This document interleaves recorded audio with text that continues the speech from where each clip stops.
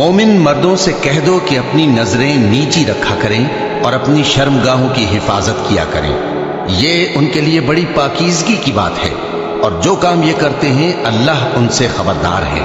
اور مومن عورتوں سے کہہ دو کہ وہ بھی اپنی نگاہیں نیچی رکھا کریں اور اپنی شرمگاہوں کی حفاظت کیا کریں، اور اپنی آرائش یعنی زیور کے مقامات کو ظاہر نہ ہونے دیا کریں مگر جو اس میں سے کھلا رہتا ہو، اور اپنے سینوں پر اوڑھنیاں اوڑھے رہا کریں، اور اپنے خاوند اور باپ اور خسر اور بیٹوں اور خاوند کے بیٹوں اور بھائیوں اور بھتیجوں اور بھانجوں اور اپنی جیسی مومن عورتوں اور لونڈی غلاموں کے سوا نیز ان خدام کے جو عورتوں کی خواہش نہ رکھیں، یا ایسے لڑکوں کے جو عورتوں کے پردے کی چیزوں سے واقف نہ ہوں، غرض ان لوگوں کے سوا کسی پر اپنی زینت اور سنگھار کے مقامات کو ظاہر نہ ہونے دیں، اور اپنے پاؤں ایسے طور سے زمین پر نہ مارے کہ جھنکار کانوں میں پہنچے اور ان کا پوشیدہ زیور معلوم ہو جائے۔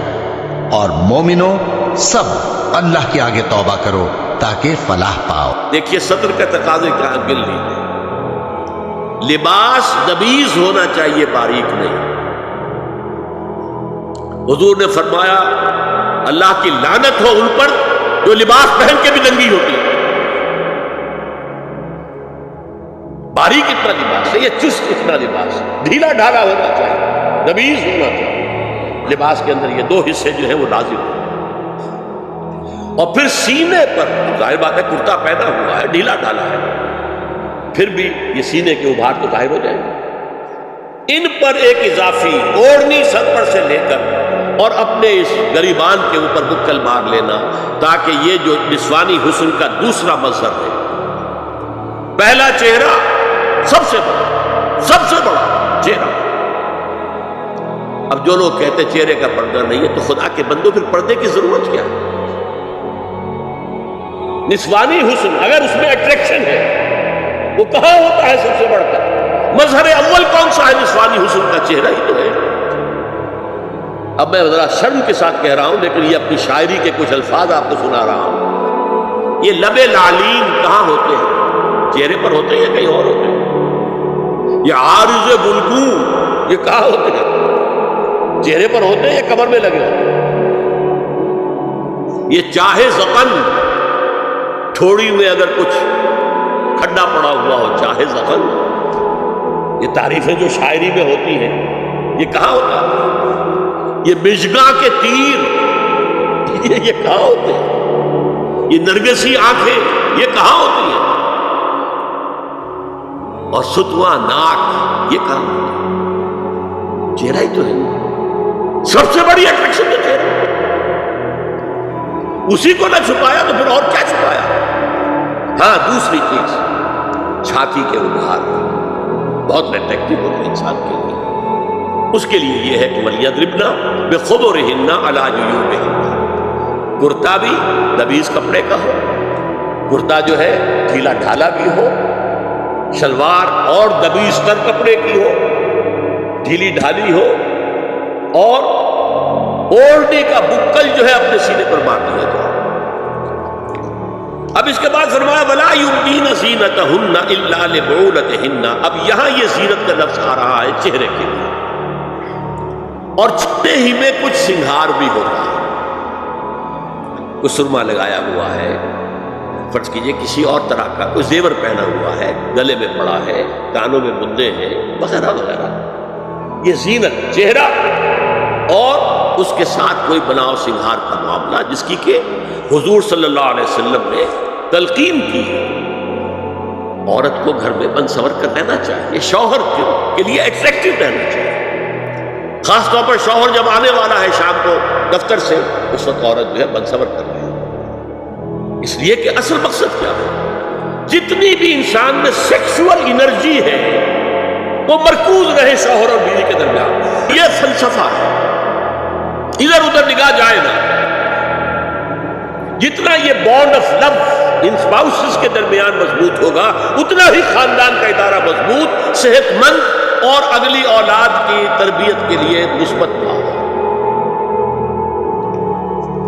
اب ان کے لیے کہا گیا کہ چہرے کی زینت اور چہرے کے اوپر اگر کوئی بناؤ سنگھار ہے، زیور ہے، اس کی زینت نہ ظاہر کریں، مگر اب یہ یہاں تفصیلی آئی ہے جو محرم ہے ان کی تفصیل، اور میں بیان کر چکا ہوں محرم وہی ہے صرف جن سے کبھی کسی حال میں شادی نہیں ہو سکتی، بھائی سے کسی حال میں شادی نہیں ہو سکتی، باپ سے، دادا سے، چچا سے کسی حال میں شادی نہیں ہو سکتی، ماموں سے کسی حال میں شادی نہیں ہو سکتی، ہاں چچا کے بیٹے سے ہو سکتی ہے، وہ نامحرم ہے، ماموں اور خالہ کے بیٹے سے ہو سکتی ہے، وہ نامحرم ہے۔ تو فرمایا کن کے سامنے ظاہر کر سکتی ہے؟ الا لبعولتہن، سب سے بڑھ کر تو شوہر، او آبائہن، اور یہ آپ نے باپ، اچھا باپوں میں نوٹ کی دی، باپ حقیقی ہو، اخیافی ہو، اللہ کی ہو یا رضاعی ہو، یہ چاروں قسم کے باپ اس میں شامل ہیں۔ جس عورت نے دودھ پلایا تھا اس کا شوہر بھی باپ بن گیا۔ او آبائے بعولتہن، اپنے شوہروں کے باپ، یا ابنائہن، ان کے اپنے بیٹے، بیٹوں میں بھی آئیں گے چاروں، اللہ کی، اخیافی، عینی اور رضاعی۔ او ابنائے بعولتہن، اور اپنے شوہروں کے بیٹے، ہو سکتا ہے شوہروں کی اور بیویاں بھی ہوں تو ان کے بیٹے بھی، جو ستیلے بیٹے ہیں وہ بھی محرم ہیں، ان سے کسی شکل میں کبھی شادی نہیں ہو سکتی۔ او اخوانہن، یا ان کے بھائی، او ابنائہن، یا اپنے بیٹے، او ابنائے بعولتہن، یا اپنے شوہروں کے بیٹے، او اخوانہن، یا اپنے بھائی، او بنی اخوانہن، یا اپنے بھائیوں کے بیٹے، او بنی اخواتہن، اپنا بھتیجا، اپنا بھتیجا شوہر کا بھتیجا نہیں، اپنا بھتیجا محرم ہے، اپنا بھانجا محرم ہے، شوہر کا بھانجا محرم نہیں ہے۔ او نسائہن، یا ان کی عورتیں، اپنی عورتیں، جان پہچان کی عورتیں، ہر عورت بھی محرم نہیں ہے، نوٹ کر لیجیے، نسائہن، عورتیں بڑی بڑی قطامائیں ہوتی ہیں، وہ کیا کیا فتنے اٹھاتی ہیں، آتی ہے گھروں کے اندر، کیا ذریعہ بنتی ہے پھر پیغام رسانی کا، اور خرابی پیدا کرتی ہے۔ اور اس میں کمال ہے جو مجھے واقعہ سنایا پروفیسر یوسف سلیم چشتی مرحوم نے سر سید احمد خان کے بارے میں۔ اب وہ زمانہ یاد کیے سر سید کا، ابھی انگریزی حکومت باقاعدہ جو ہے وہ ملکہ وکٹوریہ کی شروع ہوئی ہے، روب کتنا ہے انگریز کا، اور لیفٹیننٹ گورنر جو ہے یو پی کا وہ کہتا ہے سر سید احمد خان سے کہ ہماری خواتین، میری بیگم آپ کے اہلیہ سے، آپ کے گھر والیوں سے ملنا چاہتی ہے۔ سر سید نے جواب دیا ہماری عورتوں کا اجنبی عورتوں سے بھی پردہ ہے، ہماری عورتیں آپ کی بیگم سے نہیں مل سکتی۔ میرا سر جھکتا ہے۔ او ما ملکت ایمانہن، یا جو ان کے داہنے ہاتھوں کی ملکیت ہو، باندیاں، غلام۔ اس میں عرض کر چکا ہوں کہ اس میں کافی اختلافات ہیں، یہ بھی ہے کہ اس سے مراد صرف باندیاں ہیں، غلام مرد ہیں، یہ بھی ہے کہ مرد بھی ہے، اور یہ بھی ہے کہ مرد جب تک کہ وہ بالغ نہ ہو، لیکن میں اس بحث میں یہاں نہیں جانا چاہتا، یہ پھر فقہ کی بحث ہو جائے گی۔ اب التابعین غیر اولی الاربہ، کچھ ایسے لوگ بھی ہوتے ہیں، کوئی کسی کے گھر میں کوئی اندھا آدمی رہ رہا ہے، یا کوئی اور کسی وجہ سے کوئی مریض ہے، اسے آپ نے پناہ دے رکھی ہے، انہیں عورتوں سے کوئی سروکار نہیں ہوتا۔ اب الطفل الذین لم یظہروا عورات النساء، یا وہ بچے کہ جن پر ابھی عورتوں کے پوشیدہ حالات واضح ہی نہیں ہے، پتہ ہی نہیں ہے انہیں، ابھی انہیں جنس کا کوئی احساس ہی نہیں۔ یہ ہے فہرست میں جو دی گئی ہے کہ جن کے سامنے عورت کھلے چہرے کے ساتھ اور اپنی جو اضافی زینت بھی ہو، کوئی زیور وغیرہ یا کوئی بھی سرما وغیرہ ڈالا ہوا ہے، یا کوئی سرخی کوئی لگائی ہے معمولی سی، تو اس کے ساتھ آ سکتی ہے، اور یہ وہ رشتے ہیں کہ جن سے کسی حالت میں بھی نکاح نہیں ہو سکتا، لہذا وہ ذہن ادھر جاتا ہی نہیں، نارمل آدمی کا ذہن ادھر جائے گا ہی نہیں۔ ہم رہ رہے ہیں کہ اب نارمل فضا کے اندر، جس کو میں نے کہا انسیسٹ بڑھتا جا رہا ہے، اس کی مثالیں ہمارے معاشرے کی طرف بڑھتی چلی جا رہی ہیں۔ وَلَا يَضْرِبْنَ بِأَرْجُلِهِنَّ لِيُعْلَمَ مَا يُخْفِينَ مِنْ زِينَتِهِنَّ، اور چلتے ہوئے اپنے پاؤں زور سے نہ مارے کہ ان کی زینت ظاہر ہو جائے.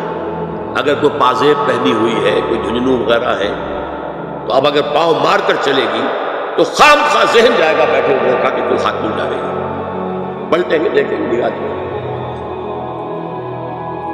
یہاں تک اس کے علاوہ یہ بھی ہے، تعطر کے بارے میں فرمایا ہے کہ اگر عطر لگا کر کوئی عورت گھر سے نکلی ہے، اذا استعارت المرأة فمرت على القوم ليجدوا ريحها فهي كذا وكذا قال قولا شديدا. اس ابو داؤد کی روایت میں حضور نے فرمایا جب کوئی عورت عطر لگا کر، خوشبو لگا کر نکلتی ہے کہ لوگ اس کی خوشبو سونگیں یا اس کو پر مطلع ہو جائیں تو ایسی ہے. بہت سخت الفاظ حضور نے استعمال کیے کہ جس کو راوی نے نقل نہیں کیا.